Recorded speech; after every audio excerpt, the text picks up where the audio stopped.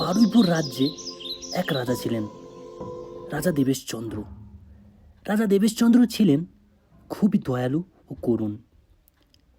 তিনি তার রাজ্যের সকল প্রজাকে খুবই ভালোবাসতেন এবং প্রজারাও তিনাকে খুবই শ্রদ্ধা করতেন। কিন্তু রাজা একটা বিষয় নিয়ে সব সময় চিন্তিত থাকতেন। একদিন রানীমা ঘরে বসে বসে কান্না করছিলেন। সেই কান্নার শব্দে রাজা ছুটতে রানীমাকে গিয়ে জিজ্ঞেস করলেন, রানী, তুমি আর কান্না করো না রানী।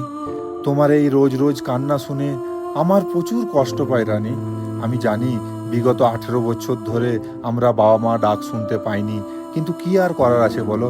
আমি ভেবে দেখছি এই বিষয় নিয়ে কি করা যায়। তুমি আর কান্না করো না রানী। এই বলে রাজা রানীর রুম থেকে বার হয়ে চিন্তা করতে করতে মন্ত্রী মশাইকে গিয়ে বলল, মন্ত্রী মশাই, তুমি তো আমাদের নিঃসন্তানের ব্যাপারে সব কিছুই জানো। তুমি কি এই বিষয়ে কোনো ভাবনা চিন্তা করেছো? হ্যাঁ রাজামশাই, এ বিষয়ে আমি শুনেছি। আমাদের পাশের জঙ্গলে ওই 200 বছর পুরনো ত্রিমণি বটগাছের নিচে এক সাধু বাবা বসেন। পারলে উনিই কিছু করতে পারবেন। মন্ত্রী মশাইয়ের কথা শুনে রাজামশাই আর থাকতে পারল না। রাজামশাই তক্ষুনি রানীমাকে নিয়ে ওই ত্রিমণি বটগাছের দিকে রওনা দিল।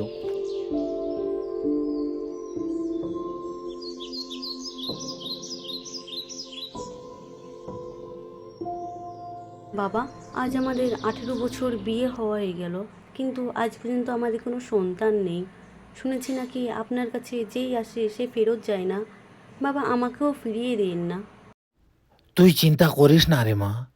তুই যখন এই বাবার কাছে এসছিস, তুই অবশ্যই খালি হাত যাবি না। তোর মনের আশা আকাঙ্ক্ষা আমি পূর্ণ করেই তোকে পাঠাবো। তুই চিন্তা করিস না, এই বাবার আশীর্বাদ তোর সাথে আছে। তোর মনের আশা অবশ্যই পূর্ণ হবে। বাবা যখন রানীমাকে আশীর্বাদ দিচ্ছিলেন, তক্ষুনি ওই বটগাছের উপর দিয়ে একটা চিল ইঁদুরকে নিয়ে উড়ে যাচ্ছিল। হঠাৎ করে ওই চিলের পা থেকে ইঁদুরটি পড়ে রানীমার কাছে এসে পড়ল।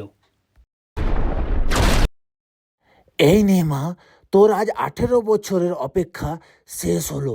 এই নে, তোর সন্তান তোর কাছে এসছে মা, একে গ্রহণ কর। বাবা, বাবা, এ তো ইঁদুর, এ তো কোনো মানুষের সন্তান নয়। এ আমাদের সন্তান কিভাবে হতে পারে বাবা? না রে পাগলা, না। ওপরওয়ালার এই পরিহাস ছিল। একেই তোদের সন্তান করে পাঠিয়েছে ওপরওয়ালা। একেই তোরা গ্রহণ কর বাবা, একেই তোরা গ্রহণ কর।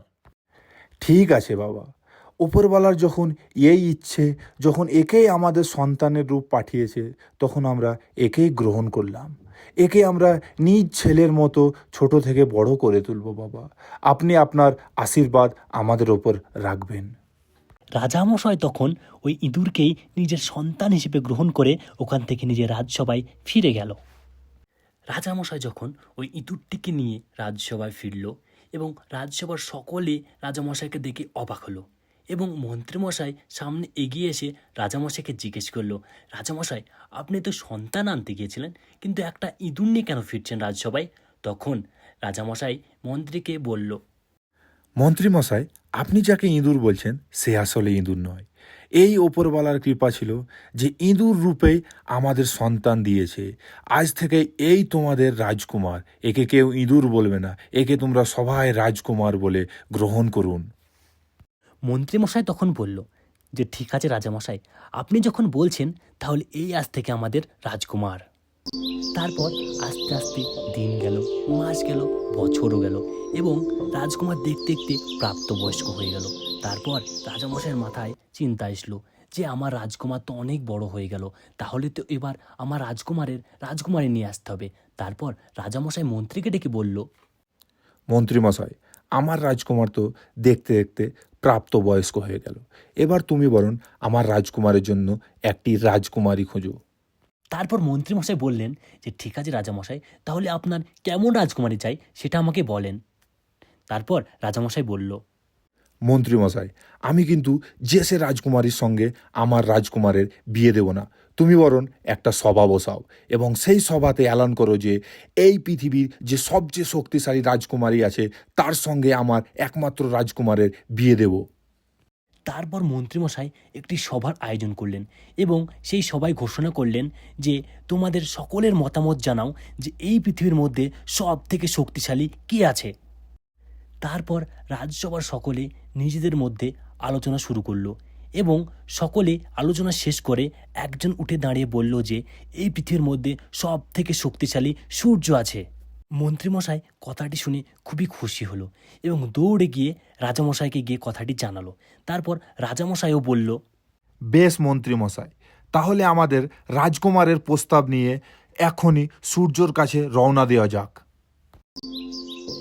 রাজামশাই এবং মন্ত্রীমশাই দুজনেই সূর্যের কাছে পৌঁছালো এবং রাজামশাই সূর্যকে বলল যে এই পৃথিবীর মধ্যে সব থেকে শক্তিশালী হলে তুমি, তাহলে আমার রাজকুমারের সঙ্গে তোমার বিয়ের প্রস্তাব দিচ্ছি।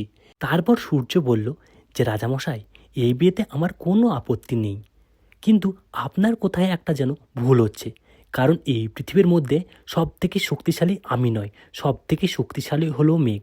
কারণ মেঘ যখন আমার নিচে আসে তখন আমার শক্তির আর কোনো দাম নেই। সূর্যের কথা শুনে রাজামশাই একটু চিন্তিত হলো এবং বলল, ঠিক আছে মন্ত্রীমশাই, তাহলে এবার আমরা বরং মেঘের কাছে প্রস্তাব নিয়ে রওনা দেওয়া যাক।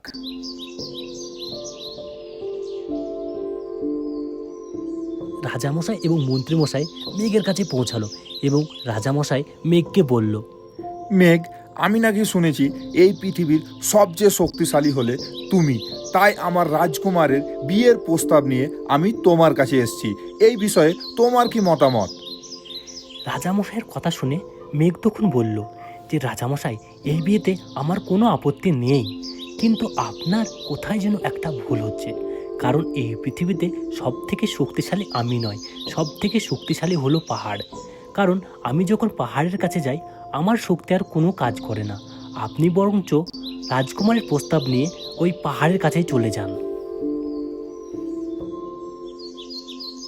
রাজামশাই একটু ভাবলো এবং মন্ত্রীমশাইকে নিয়ে ওই পাহাড়ের দিকে রওনা দিল। তারপর রাজামশাই পাহাড়ের কাছে এসে পৌঁছালো এবং পাহাড়কেও ওই একই প্রস্তাব দিল এবং সেই কথা শুনে পাহাড় বলল যে রাজামশাই, এই বিয়েতে আমার কোনো আপত্তি নেই, কিন্তু এই পৃথিবীর মধ্যে সব থেকে শক্তিশালী আমি নয়, সব থেকে শক্তিশালী হলো ইঁদুর। কারণ ইঁদুর যদি আমার নিচে কেটে দেয় তাহলে আমি মাটির সঙ্গে মিশে যাব। আপনি বরঞ্চ আপনার প্রস্তাব নিয়ে আপনি ইঁদুরের কাছেই যান। মন্ত্রীমশাই, তুমি একটা জিনিস চিন্তা করে দেখেছো যে যেরকম হয় তারা ঠিক সেই রকমই পায়। চলো চলো মন্ত্রীমশাই, আমরা বরং এখান থেকে গিয়ে একটা ভালো ইঁদুরের কাছে আমাদের প্রস্তাব নিয়ে যাই। রাজামশাই এবং মন্ত্রীমশাই দুজনেই রাজসভায় ফিরে গেল এবং রাজামশাই আর একটি ইঁদুর নিয়ে এসে ওই রাজকুমারের সঙ্গে ধুমধাম করে বিয়ে দিয়ে দিল।